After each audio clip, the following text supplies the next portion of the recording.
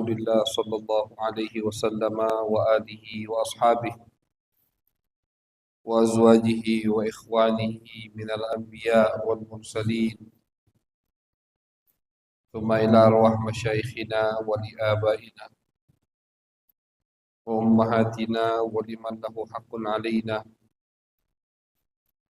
خصوصا جامع هذه الأحاديث الإمام الترمذي شارحها بأن الله يغفر لهم ويرحمهم ويعلي درجاتهم في الجنة وينفعنا بأسرارهم وأنوارهم وعلومهم وبركاتهم في الدين والدنيا والآخرة بسر الفاتحة. أعوذ بالله من الشيطان الرجيم.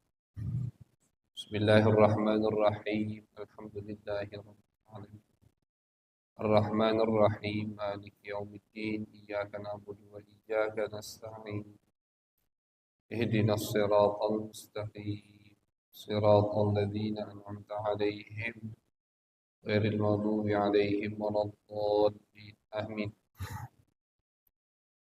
بسم الله الرحمن الرحيم.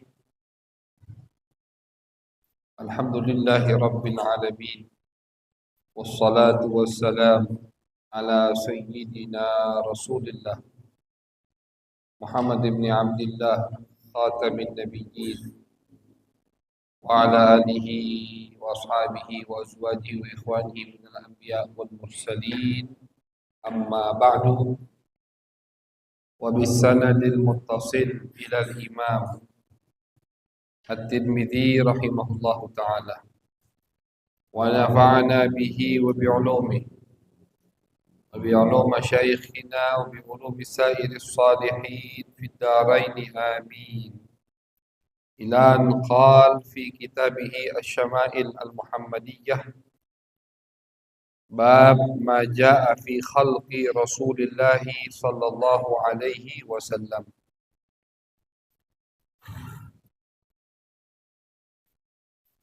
قال: كان علي إذا وصف رسول الله صلى الله عليه وسلم قال: لم يكن رسول الله صلى الله عليه وسلم بالطويل المنبغض ولا بالقصير المتردد، وكان ربعة من القوم،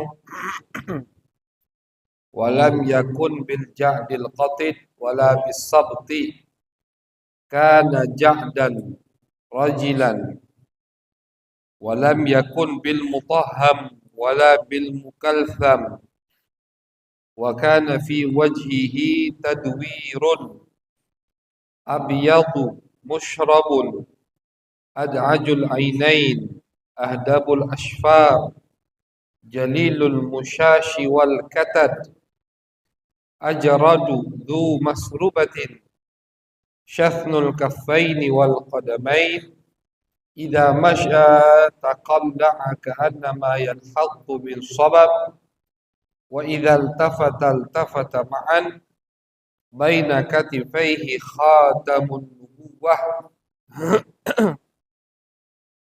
وهو خاتم النبيين، أجود الناس صدرا وأصدق الناس لهجة وألينهم عريكة وأكرمهم عشرة، من رآه بديهة هابه ومن خالطه معرفة أحبه، يقول ناعته: لم أر قبله ولا بعده مثله.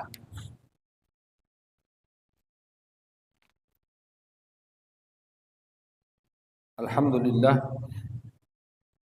puji syukur kehadirat Allah Subhanahu wa taala. Salawat dan salam kita haturkan kepada baginda besar Nabi Agung Nabi Muhammad sallallahu alaihi wasallam. Masyaallah hadirin, alhamdulillah kita masih diberikan kesempatan oleh Allah untuk melanjutkan kajian kita, yaitu membaca hadis yang berkaitan dengan kepribadian Nabi besar Muhammad sallallahu alaihi wasallam, atau lebih dikenal dengan syama'il hadis syama'il. Yang mana di pertemuan kemarin terakhir kita berada di hadis di tengah-tengah hadis, yaitu hadis yang diriwayatkan oleh anak daripada anaknya Al-Imam Ali bin Abi Thalib. Beliau berkata, qala kana Aliyun idza wasafa Rasulullah sallallahu alaihi wasallam. Kata beliau, ayahku, yaitu sahabat Nabi yang bernama Ali bin Abi Thalib, yang mana alhamdulillah kita di majelis ini, di masjid ini sudah kita sebutkan sedikit daripada biografi sahabat Nabi yang bernama Ali bin Abu Thalib. Ini anaknya mengatakan, anak dari sahabat Nabi Ali mengatakan, karena bapakku Ali itu kalau mensifati Rasulullah sallallahu alaihi wasallam, dan kalimat kana itu kalau di ilmu nahwunya atau di ilmu lughah Arabiyahnya, kana menunjukkan yadullu ala ad-dawam, yadullu ala al-istimrar. Kalimat kana itu menunjukkan makna sering, kana. Jadi kalau kita dengar misalkan kalau kita dengar misalkan kana an-nabiyyu sallallahu alaihi wasallam, nabi itu kana, kalau pakai kalimat kana itu berarti artinya sering, bukan hanya sekali dilakukan oleh Nabi Muhammad sallallahu alaihi wasallam. Nah, jadi kalimat kana itu menunjukkan arti sering. Ini anak dari sahabat Nabi yang bernama Ali mengatakan, ayahku Ali bin Abi Thalib sering sekali mensifati Nabi besar Muhammad sallallahu alaihi wasallam. Jadi ini motivasi buat kita. Ini pesan buat kita bahwasannya kita di zaman akhir ini harus lebih sering menyebut, lebih sering membahas, lebih sering kita mengkaji hal-hal yang berkaitan dengan Nabi Muhammad SAW. Bukan halal haram, bukan. Jadi kajian kita malam hari ini atau kitab yang kita baca ini tidak ada kaitannya dengan ibadah, tidak ada kaitannya dengan halal haram ubah sunnah, tapi yang kita bahas atau kajian kitab ini khusus yang berkaitan cuman dengan Nabi besar Muhammad sallallahu alaihi wasallam. Jadi jangan bapak-bapak ya, jangan kita kira agama itu cuman halal haram. Jangan kita kira agama itu cuman ibadah. Jangan kita kira agama itu cuman mana yang diperbolehkan, mana yang tidak diperbolehkan. Tidak. Termasuk agama, bahkan sumber agama, masdar agama, adalah yang terpenting dari agama, adalah yang membawa agama kepada kita, yaitu Nabi besar Muhammad sallallahu alaihi wasallam. Kalau kita paham Al-Quran, kita paham halal haram, kita paham hukum ibadah, ngerti hukum sholat, ngerti hukum puasa, zakat, haji, dan seterusnya, tapi kita jauh dari orang yang membawa agama, maka agama kita belum sempurna. Belum sempurna. Kalau masalah hukum dia hafal semua. Hadisnya dia hafal. Dalil Qur'annya dia hafal. Dalil sanadnya dia paham. tapi dia jauh dari orang yang membawa agama, dia tidak kenal dengan yang membawa agama, maka yakinilah agama kita belum sempurna. Dan ini sekarang, materi seperti ini, kajian seperti ini, itu sudah sangat jarang sekali dikaji oleh umat Nabi besar Muhammad sallallahu alaihi wasallam. Jarang Pak sekarang orang yang hafal sifat Nabi Muhammad. Coba kita ketemu kawan misalkan di masjid, jangan di pasar, di masjid. Panggil, tanya hal-hal yang berkaitan dengan Nabi.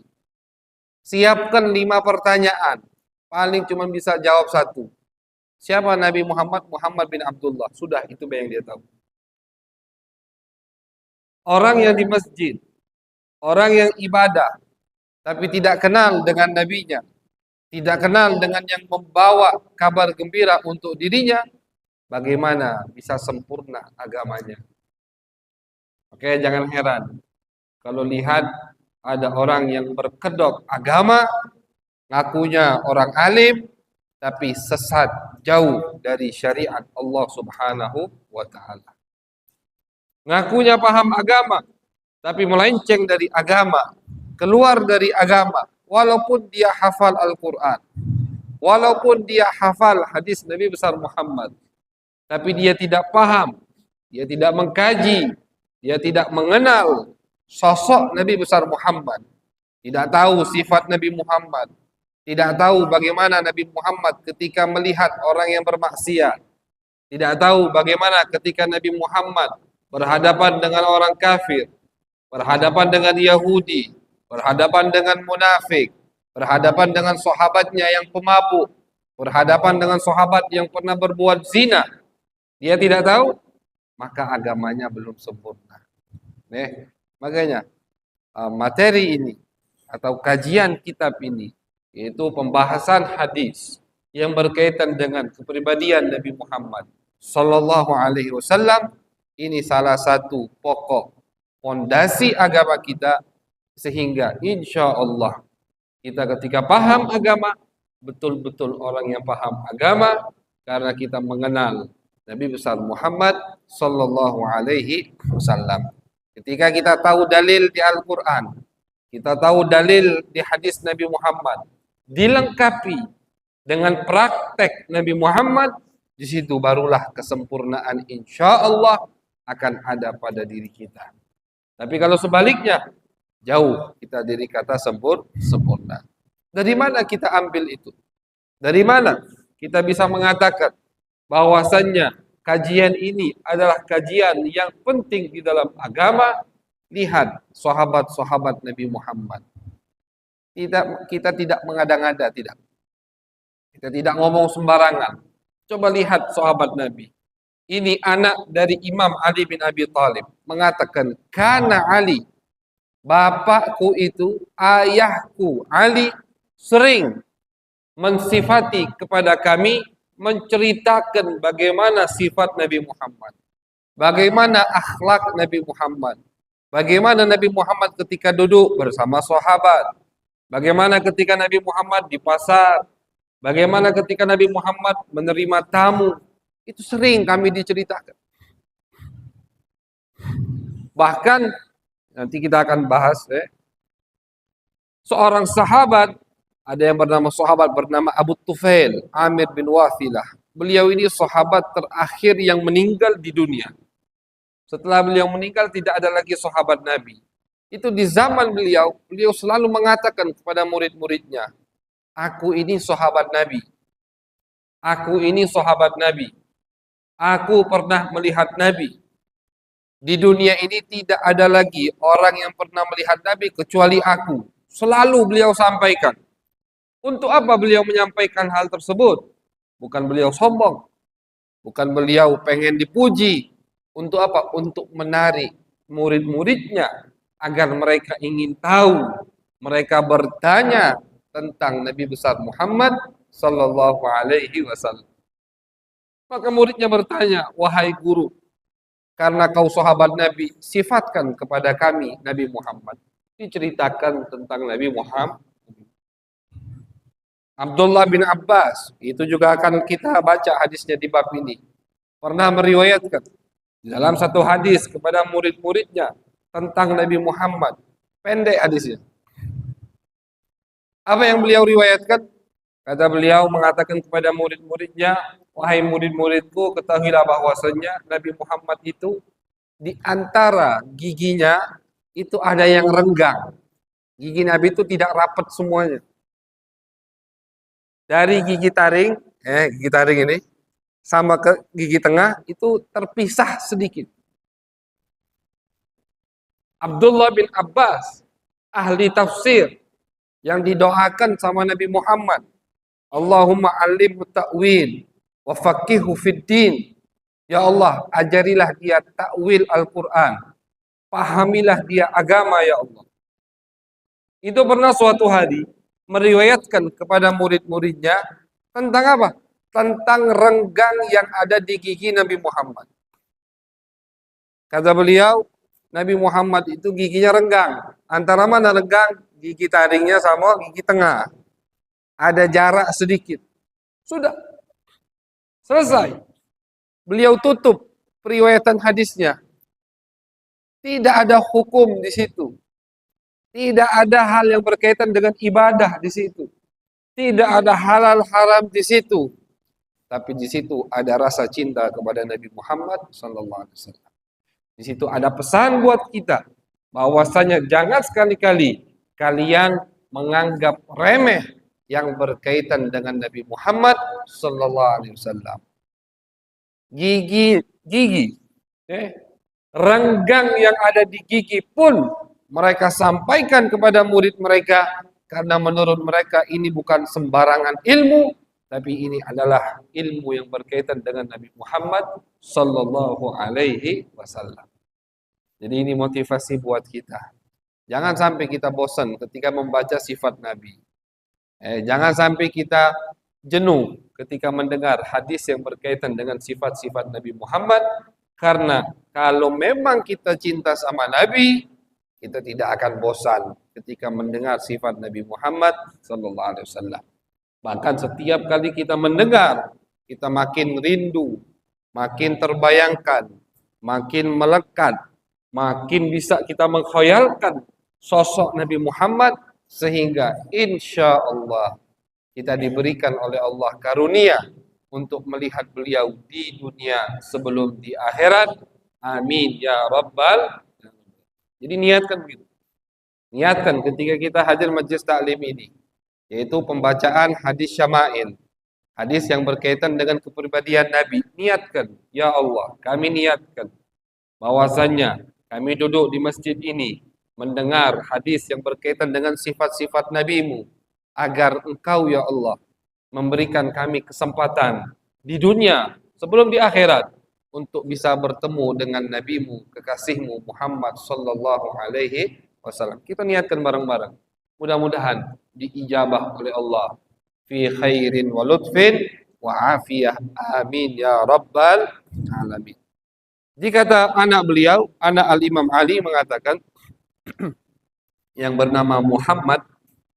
Muhammad ini mengatakan, "Kana Ali, ayahku Ali sering mensifati kepada kami tentang Nabi Muhammad SAW, menceritakan kepada kami bagaimana sifat Nabi Muhammad SAW.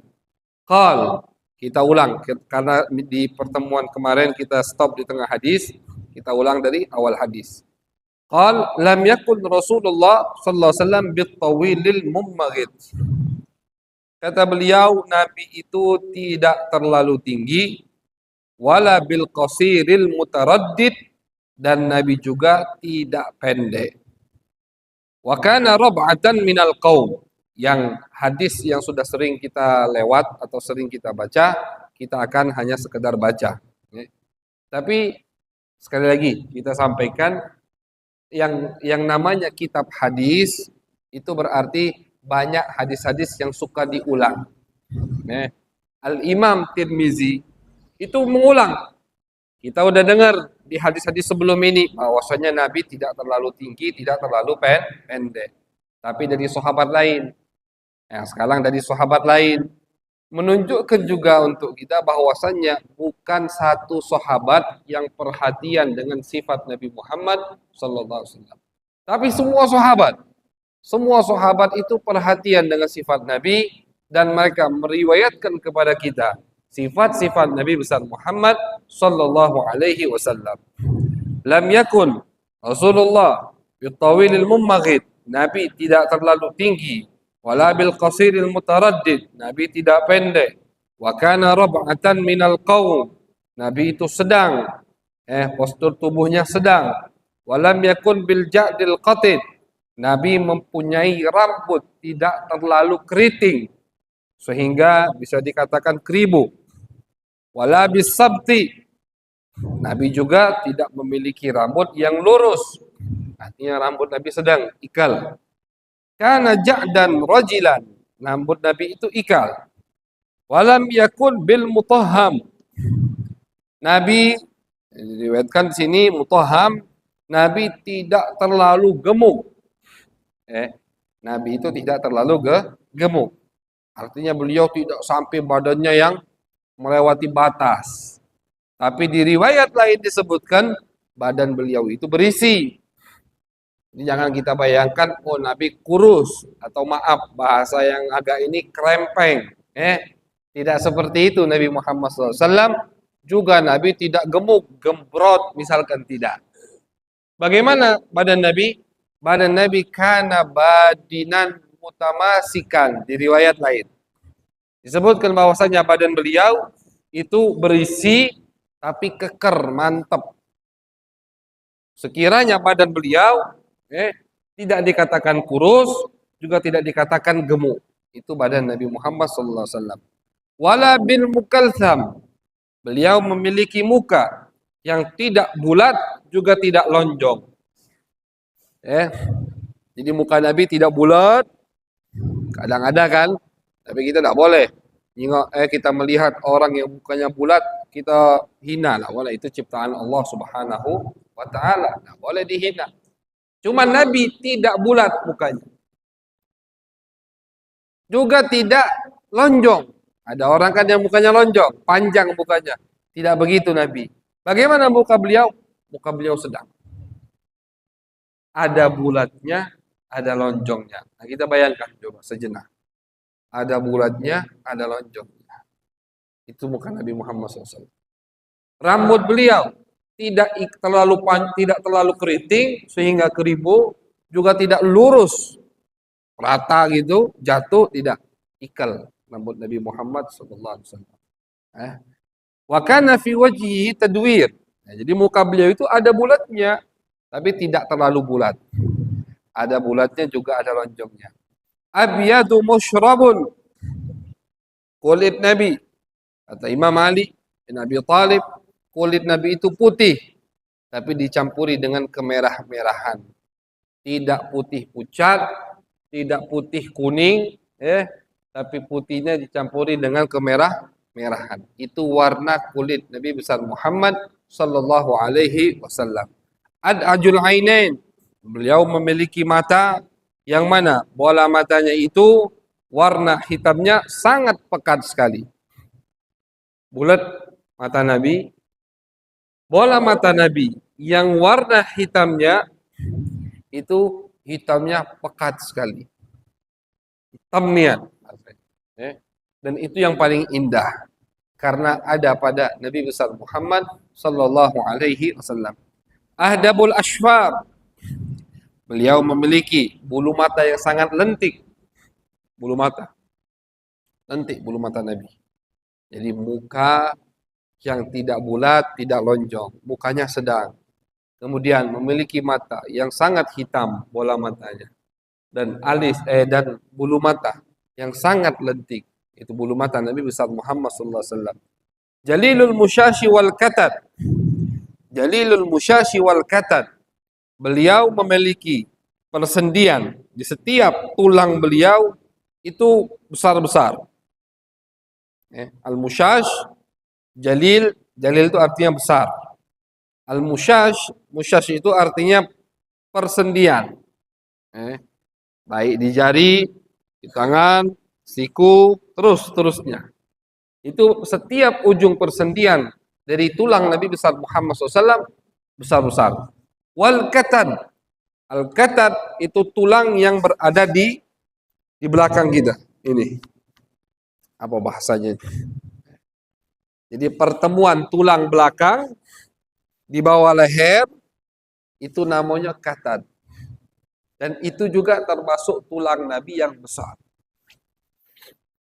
Jadi coba kita cari, ada tidak orang yang cinta sama orang dan dia tahu sifat orang yang dia cintai sedetail sahabat Nabi tahu sifat Nabi Muhammad SAW. Itu yang harus kita bayangkan. Kita mungkin cinta sama istri kita, cinta sama bapak ibu kita. Tapi apakah kita tahu secara detail sifat istri kita? Tidak tahu. Apakah kita tahu secara detail sifat ayah ibu kita? Kita nggak tahu. Sahabat Nabi sampai tulang atau persendiannya mereka tahu. Tulang Nabi persendiannya besar-besar. Yang di belakang, bagian bahu ya, di punggung Nabi juga mereka tahu. Tulangnya ini juga besar. Renggang gigi mereka tahu. Luar biasa cinta sahabat kepada Nabi Muhammad Sallallahu Alaihi Wasallam. Jadi tidak ada, memang tidak ada satu generasi yang menemani Nabi mereka seperti generasi sahabat ketika mereka hidup bersama Nabi, mereka cinta kepada Nabi Muhammad Sallallahu Alaihi Wasallam. Jadi kata Imam Ali bin Abi Thalib, Jalilul Musyashi wal Katad awal katid, bisa dibaca dua-duanya. Ajrat. Imam Ali mengatakan, melanjutkan bahwasannya Nabi itu ada di bagian-bagian tubuh beliau tidak ada bulunya. Itu ajrat. Jadi tidak semua bagian badan Nabi banyak bulunya, tidak. Ajrat. Ada bagian-bagian yang tidak ada bulunya. Hanya kulit. Dzu masrubah. Nah, kata beliau, termasuk yang bagian yang ada bulu dari tubuh Nabi Muhammad Sallallahu Alaihi Wasallam, yaitu bagian dada beliau. Jadi di bagian dada Nabi itu termasuk yang ada bulunya di dada atas. Ketika turun ke perut itu hanya garis nyambung sampai ke pusar Nabi Muhammad Sallallahu Alaihi Wasallam. Artinya bagian kanan kiri perut Nabi itu kosong dari bulu, tidak ada bulunya. Detailnya sahabat mensifati Nabi Muhammad. Jadi alhamdulillah kita di zaman sekarang ini tinggal apa? Tinggal mau mendengarkan, tinggal mau hadir, tinggal kita mengkhoyalkan tentang Nabi Muhammad SAW. Insya Allah kalau ikhlas, betul-betul kita jujur cinta kepada Nabi, tidak lama kita akan bertemu dengan Nabi Muhammad Sallallahu Alaihi Wasallam. Dzu masrubah, bagian bulu beliau yang banyak bagian dada. Kemudian ketika turun ke bagian perut beliau hanya sebatas garis, bulunya itu seperti garis yang nyambung ke pusar beliau. Itu kata Al-Imam Ali yang disebutkan oleh beliau dzu masrubah. Syathnul kaffain wal qadamain. Kata beliau, Nabi memiliki telapak tangan dan kaki beliau yang agak kasar, syathnun. Tapi di riwayat lain, Anas bin Malik mengatakan, ketika aku berjabat tangan dengan Nabi, demi Allah, kata Anas, aku tidak pernah menyentuh yang lebih lembut daripada sutra, melainkan tangan Nabi Muhammad sallallahu alaihi wasallam. Kain sutra itu kan lembut. Apalagi sutranya yang asli masih. Itu lembut. Kata Anas bin Malik, tangan Nabi lebih lembut dari sutra. Lembut sekali. Tapi di riwayat ini Al-Imam Ali bin Abi Thalib mengatakan tangan Nabi agak sedikit kasar. Bagaimana ini? Nah, di sini ulama mengatakan untuk menggabungkan dua riwayat ini, kata ulama, yang dimaksud oleh Al-Imam Ali bin Abi Thalib dengan tangan Nabi syafnul kaffain wal qadamain agak kasar, artinya Nabi itu pekerja keras. Itu artinya. Jadi sebagaimana orang yang kalau dia kerja keras, yang tiap hari misalkan megang pacul, megang arit ke kebun, itu kan tangannya keras, menunjukkan dia pekerja keras, bukan pemalas. Kata Imam Ali, begitulah Nabi Muhammad sallallahu alaihi wasallam. Nabi itu bukan pemalas. Nabi itu bukan orang yang letoy. Nabi itu bukan orang yang suka santai-santai. Beliau itu selalu dalam keadaan sibuk. Beliau di rumahnya. Apa kata Siti Aisyah? Nabi kalau di rumah bukan nguling saja, bukan. Tidur saja, bukan. Kana fi mihnati ahli. Kata Siti Aisyah, Nabi kalau di rumah membantu kami dalam pekerjaan rumah. Misalkan istri beliau Aisyah lagi sibuk menyiapkan makanan, belum nyapu rumah, Nabi menyapu. Nabi nyapu. Nabi menyapu. Beliau melihat baju beliau ada yang robek, beliau jahit. Nah, jadi kalau yang ada pekerjaannya menjahit, jangan malu karena Nabi juga bisa menjahit. Yakhsifu na'lahu, bahkan ketika beliau misalkan melihat sendalnya putus, ada yang putus, disambung sama Nabi Muhammad SAW. Keluar beliau dari rumah, bertemu dengan sahabat, ada yang butuh ini, dibantu sama Nabi Muhammad. Bahkan ketika sahabat membangun Masjid Nabawi, Nabi Muhammad ikut gotong royong. Itu Nabi Muhammad SAW. Nah, jadi yang dimaksud oleh Al-Imam Ali bin Abi Thalib, bahwasanya Nabi Muhammad syafnul kaffain wal qadamain, beliau memiliki tangan yang agak kasar, bukan tangan beliau kasar, bukan, tapi apa? Tapi beliau itu adalah pekerja keras. Namun walaupun beliau suka kerja keras, tangannya tetap lembut, bahkan lebih lembut dari sutra. Itu tangan Nabi Muhammad sallallahu alaihi wasallam. Yang mana tangan tersebut bisa menyembuhkan banyak penyakit. Banyak sahabat yang sakit datang ke Nabi. Ada sahabat tangannya patah di peperangan Uhud, datang ke Nabi Muhammad sallallahu alaihi wasallam, diusap sama tangan Nabi, hilang, langsung sembuh. Ada sahabat Nabi yang bernama Abu Qatadah di peperangan Uhud, datang menghadap Nabi, matanya udah menggantung, habis kena panah atau kena tombak, matanya keluar, udah gantung matanya.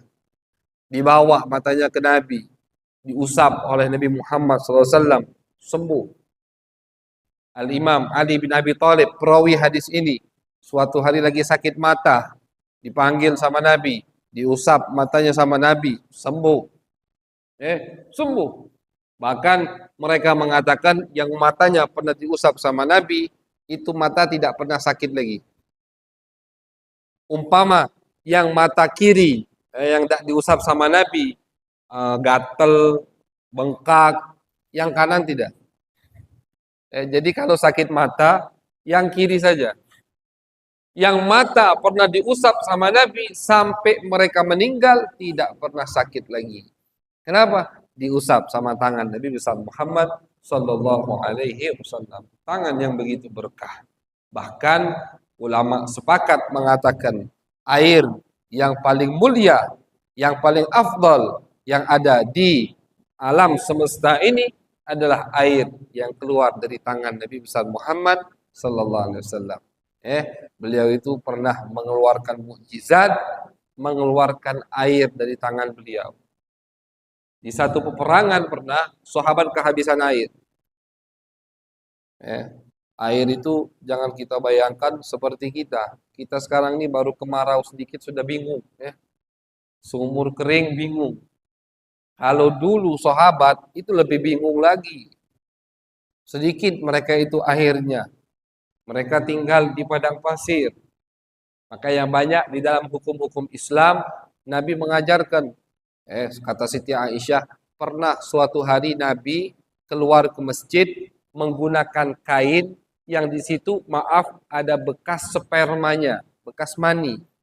Sama Nabi dikerik, dibersihkan, kemudian Nabi keluar sholat pakai itu. Ini banyak hukumnya di situ. Pertama, berarti sperma, mani tidak najis.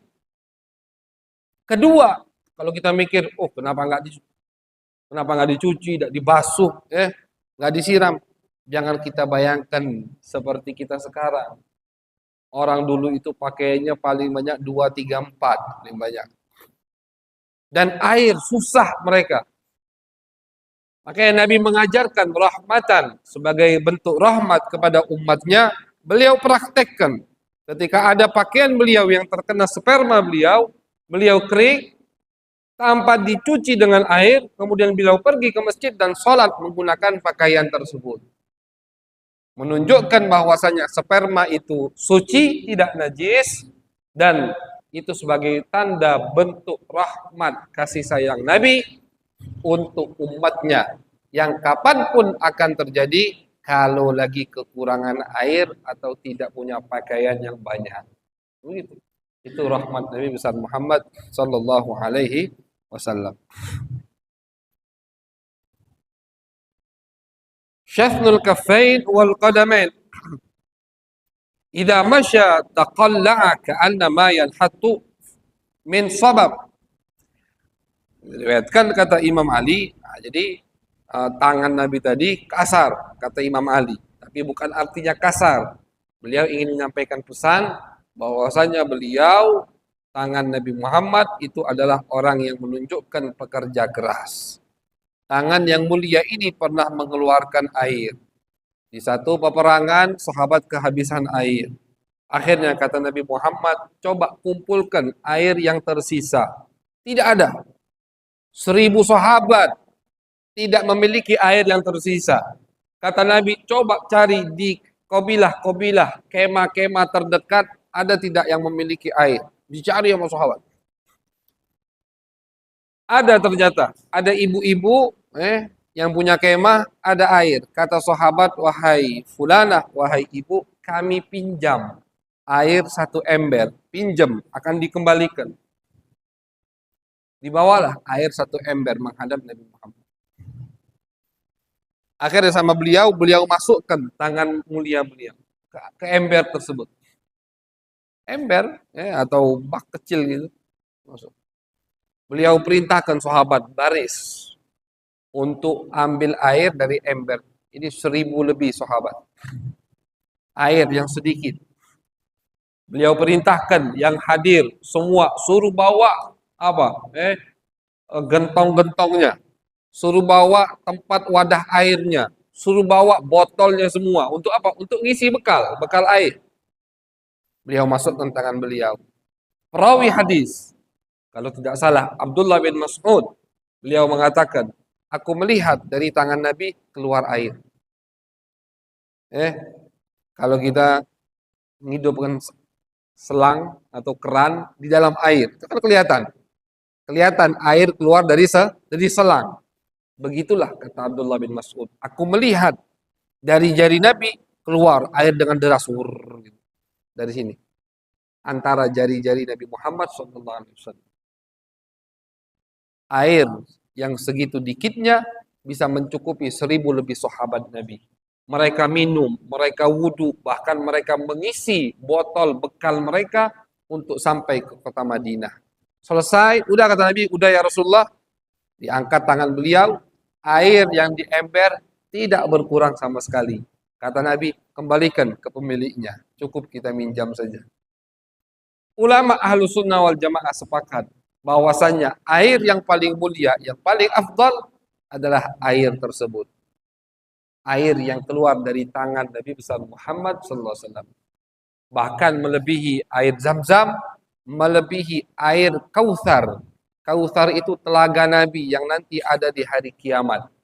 Setiap Nabi ada telaga. Nama telaga Nabi kita Nabi Muhammad adalah Al-Kautsar. Itu melebihi dari Al-Kautsar air yang paling mulia adalah air yang keluar dari tangan yang paling mulia, tangan Nabi besar Muhammad sallallahu alaihi wasallam. Idza masya taqalla'a ka'annama yanhattu min sabab. Al-Imam sahabat Ali bin Abi Thalib mengatakan, Nabi kalau jalan seperti orang yang turun dari daratan tinggi. Menunjukkan beliau kalau jalan, jalan yang penuh dengan semangat. Penuh dengan semangat, penuh dengan apa? Himmah. Beliau itu selalu penuh dengan himmah. Habis kerja ini, kerja yang lain. Habis ini ke yang lain. Itulah Nabi Muhammad. Wa idzal tafata ma'an. Beliau kalau menoleh, menoleh dengan secara keseluruhan. Nabi tidak pernah noleh cuman kalau bahasa Palembangnya itu melengos, itu bahasa Palembang. Tidak tahu bahasa Bangka apa itu. Kalau dipanggil ya fulan, apa? Gitu. Orangnya di belakang. Ya fulan, nggak mau noleh. Itu menunjukkan atau itu termasuk sifat orang sombong. Nabi kalau dipanggil ya Rasulullah, Nabi balik. Jadi badan beliau itu selalu menghadap orang yang mengajak beliau berbicara. Jadi idzal tafata iltafata ma'an. Kalau menoleh beliau, semua badannya juga ikut menoleh, bukan hanya kepalanya yang menoleh. Baina katifaihi khatamun nubuwah. Di bahu beliau itu ada tanda kenabian. Lebih tepatnya di bahu bagian kiri. Ulama mengatakan tanda kenabian, stempel kenabian itu di mana letaknya? Di bahu kiri Nabi. Berbentuk daging, kayak daging lebih sebesar satu koin. Nanti bab setelah ini bab yang membahas tentang itu. Di bagian kiri kenapa? Karena kata ulama tepat stempel Nabi Muhammad SAW di bagian kiri itu di belakang hati atau jantung beliau. Jadi kita pengen tahu posisinya tepat di mana, jantung di mana, tarik ke belakang. Nah, disitulah tempat khatamun nubuwah, tanda kenabian Nabi Muhammad SAW. Adapun kapan itu tanda ada, khilaf ulama. Ada yang mengatakan dari lahir sudah ada tandanya, ada yang mengatakan tidak. Ketika dilantik menjadi nabi, baru tanda itu dimunculkan oleh Allah Subhanahu wa taala. Wa huwa khatamun nabiyyin.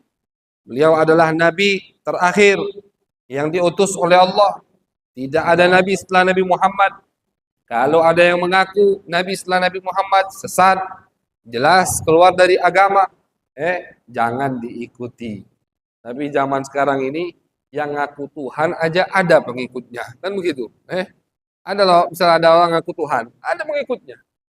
Jangankan ngaku nabi, jangankan ngaku wali, yang ngaku Tuhan pengikutnya ada. Na'udzubillah min dzalik.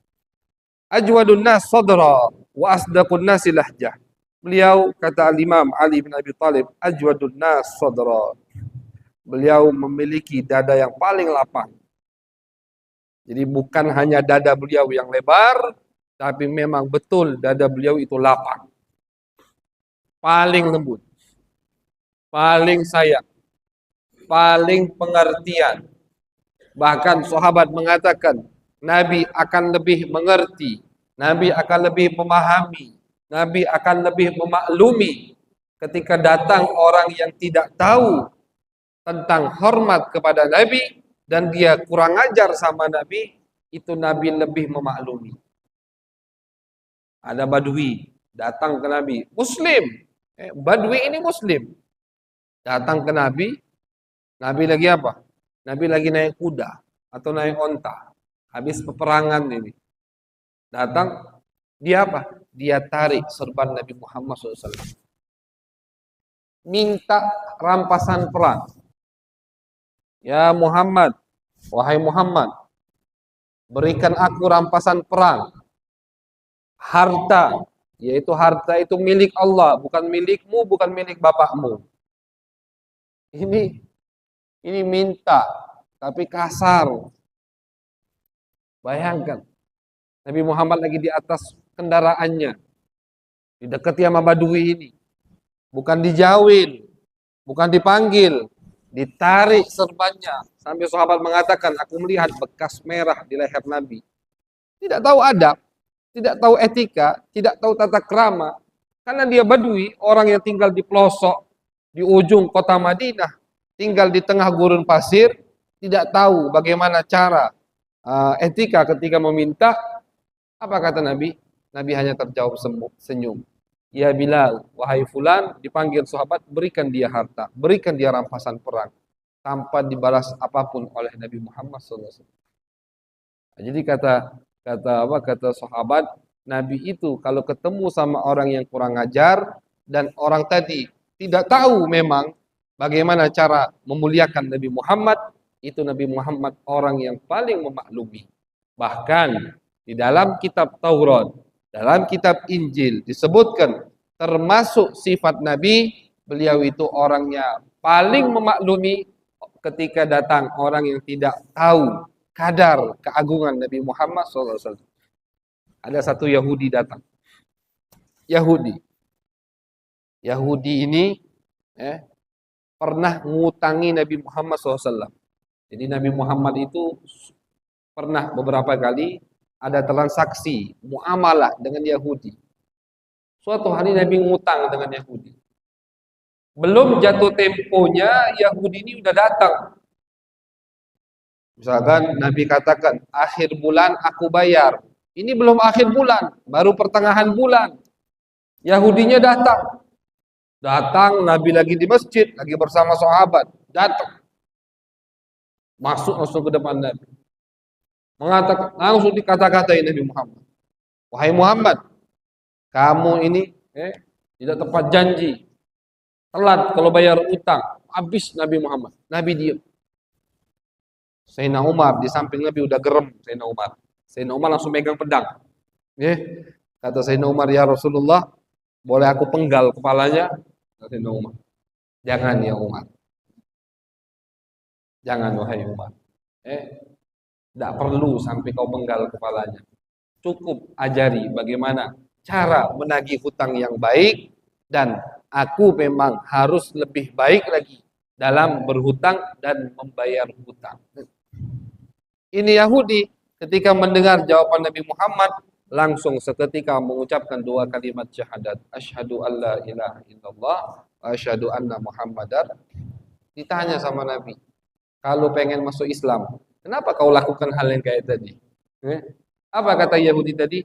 Ya Rasulullah, aku ingin menguji, ingin ngetes. Betul tidak kau itu adalah Nabi akhir zaman yang disebutkan di kitab Taurat? Apa ternyata? Kata dia, karena di kitab Taurat, kitab kami disebutkan bahwasanya engkau wahai Rasulullah, ketika dihadapi dengan orang yang tidak tahu tata krama, tidak tahu adab, maka kau akan lebih sayang kepada orang tersebut, kau akan lebih memaklumi orang tersebut daripada orang-orang yang lain. Ternyata terbukti dan Yahudi tadi langsung masuk Islam. Ajwadun nasi sadra. Beliau memiliki dada yang paling lapang, gampang memaafkan. Nah, jadi kalau kita punya dosa, kita punya kesalahan, jangan malu-malu untuk minta maaf kepada Nabi Muhammad sallallahu alaihi wasallam, pasti dimaafkan oleh Nabi Muhammad sallallahu alaihi wasallam. Wa asdaqun nasi lahjah. Dan beliau memiliki lidah yang paling fasih. Nabi itu paling fasih. Ketika membaca Al-Quran, mengucapkan kalimat, beliau paling fasih. Wa alyanuhum ariqah. Beliau orang yang sangat supel sekali. Itu Nabi Muhammad. Supel. Nabi duduk sama ini bisa berbaur. Itu Nabi Muhammad. Ketika beliau duduk bersama, bahkan diriwayatkan oleh sahabat Zaid bin Thabit, kami kalau lagi duduk nongkrong bahas masalah pasar, Nabi duduk bersama kami, Nabi ikut bahas masalah pasar. Jadi Nabi itu jangan kita bayangkan, oh yang dibahas sama Nabi agama, tidak. Nabi kalau duduk pasti bahas Al-Quran, pasti bahas hukum, tidak, masyaallah hadirin. Jangan seperti itu bayangan kita kepada Nabi Muhammad. Sahabat Nabi yang bernama Zaid mengatakan, kami kalau lagi duduk, Membahas masalah misalkan apa yang lagi rame di pasar sekarang. Oh, misalkan sawit lagi turun sekarang. Itu Nabi duduk ikut bahas masalah sawit. Kami lagi duduk, kami lagi bahas masalah perkebunan. Oh, lagi kemarau, susah nyirami sawit. Nabi duduk ikut bahas masalah perkebunan. Jadi tidak diganggu sama Nabi pembahasan mereka. Mereka lagi duduk bahas masalah pasar, misalkan Nabi duduk, oh kata Nabi jangan bahas masalah pasar, bahas masalah akhirat. Tidak. Tidak seperti itu Nabi Muhammad SAW. Apa yang sedang diobroli oleh sahabat, kemudian Nabi nimbrung di situ, Nabi ikut ngobrol. Tentunya tidak sampai kepada hal-hal yang diharamkan oleh Allah Subhanahu wa taala. Jadi supel Nabi. Kami duduk lagi ngobrol masalah apa saja, Nabi duduk, Nabi ikut ngobrol bersama kami. Kami lagi bahas akhirat, tidak usah ditanya. Nabi juga ikut bahas masalah akhirat. Wa alyanuhum arikah, itu artinya. Jadi beliau adalah orang yang paling supel, lembut, lemah lembut. Wa akramuhum isyrah, orang yang paling baik. Orang yang paling bisa menghargai keluarga. Yang paling bisa menghargai orang yang mulia. Ketika ada satu kabilah masuk Islam, yang mana kabilah ini sudah ada pemimpinnya, tidak pernah jabatannya dicabut sama Nabi Muhammad. Ada kabilah datang masuk Islam, kabilah dari Yaman, kabilah dari Najran, kabilah dari Bahrain, masuk Islam bersama pemimpinnya. Ditanya sama Nabi, siapa pemimpin kalian? Berdiri, aku ya Rasulullah. Lanjutkan, kau pemimpin. Itu Nabi Muhammad. Maka Siti Aisyah mengatakan dalam satu hadis, amarona Rasulullah SAW an nunzilan nas manazilahum. Kami diperintahkan sama Nabi untuk memposisikan orang di posisinya masing-masing. Kemudian Khalid bin Walid di zaman jahiliyah, apa statusnya? Panglima perang, masuk Islam, langsung jadi panglima perang. Ketika Khalid bin Walid masuk Islam, itu Nabi langsung mengirim beliau membawa pasukan. Di bawahnya ada Sayyiduna Abu Bakar As-Siddiq, ada Umar bin Khattab, ada Utsman bin Affan, ada Ali bin Abi Thalib, ada sahabat-sahabat yang lebih mulia, ada sahabat-sahabat yang lebih lama masuk Islamnya. Tapi karena ini peperangan yang diperlukan panglima perang yang paham strategi perang, karena Khalid memang paham.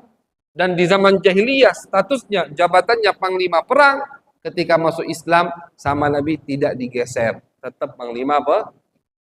Itu wa akramuhum isyrah. Itu sifat Nabi besar Muhammad sallallahu alaihi wasallam. Man ra'ahu badihatan habah wa man khalatahu ma'rifatan ahabbah.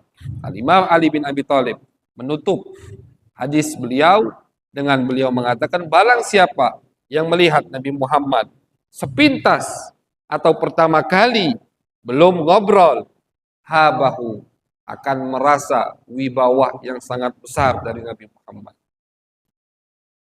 Melihat Nabi pertama kali, melihat Nabi dari kejauhan, belum sempat ngobrol dengan Nabi, itu banyak dari sahabat yang gemeteran. Padahal penampilan Nabi biasa saja. Wibawa yang luar biasa yang Allah berikan kepada Nabi kita, Nabi besar Muhammad sallallahu alaihi wasallam, akan tetapi wa man khalatahu ma'rifatan ahabbah. Orang yang sudah duduk bersama Nabi, ngobrol sama Nabi, dekat dengan Nabi, pasti kata beliau cinta kepada Nabi Muhammad sallallahu alaihi wasallam. Bahkan musuh-musuh Nabi yang dulu benci-benci sama Nabi, ketika duduk sekali sama Nabi, langsung berubah 180 derajat cinta kepada Nabi Muhammad SAW. Lembut beliau, senyuman beliau, ramahnya beliau, daya tarik beliau, cahaya beliau, senyuman beliau, itu semua membuat hati orang cinta kepada Nabi Muhammad SAW. Sehingga kata Al-Imam Ali bin Abi Thalib, yaquluna itubu, orang yang mensifatinya ketika sudah dekat dengan Nabi akan mengatakan, lam ara qablahu wala ba'dahu mithlahu. Aku tidak pernah melihat orang saat ini, sebelum ini, atau akan datang nanti seperti Nabi Muhammad sallallahu alaihi wasallam. Siapapun yang ketemu Nabi akan mengatakan seperti itu. Tidak pernah melihat orang dan tidak akan melihat orang seperti Nabi Muhammad sallallahu alaihi wasallam. Saking indahnya Nabi Muhammad sallallahu alaihi wasallam, mudah-mudahan kita diberikan oleh Allah nikmat, diberikan oleh Allah kesempatan, diberikan oleh Allah karunia sehingga kita bisa bertemu melihat Nabi Muhammad SAW di dunia sebelum di akhirat, dengan apa, dengan kekurangan kita. Kita jangan mengira, oh Habib, aku ini banyak maksiat, aku ini jauh, aku ini kurang. Jangan putus asa dengan rahmat Allah. Jangan putus asa dengan kedermawanan Nabi besar Muhammad SAW. Dengan kekurangan kita, dengan keteledoran kita, dengan kemaksiatan kita, dengan kotornya mata kita, dengan kotornya hati kita, mudah-mudahan kita dipilih oleh Allah, murni pilihan dari Allah untuk bisa bertemu dengan Nabi Muhammad sallallahu alaihi wasallam di dunia sebelum di akhirat, fi khairin wa lutfin wa afiyah. Amin ya rabbal alamin. Allahumma aghnina bil ilm wa zayyinna bil hilm wa akrimna bit taqwa wa jammilna bil afiyah. Allahumma ij'al jam'ana hadha jam'an marhuma wa tafarruqana min ba'dihi tafarruqan ma'suma wa la taj'al fina wa la ma'ana wa la ilayna syaqiyan wa la mahruma. ربنا تقبل منا إنك أنت السميع العليم تب علينا إنك أنت التواب الرحيم وصلى الله على سيدنا محمد وعلى آله وصحبه وبارك وسلم والحمد لله رب العالمين والسلام عليكم ورحمة الله وبركاته.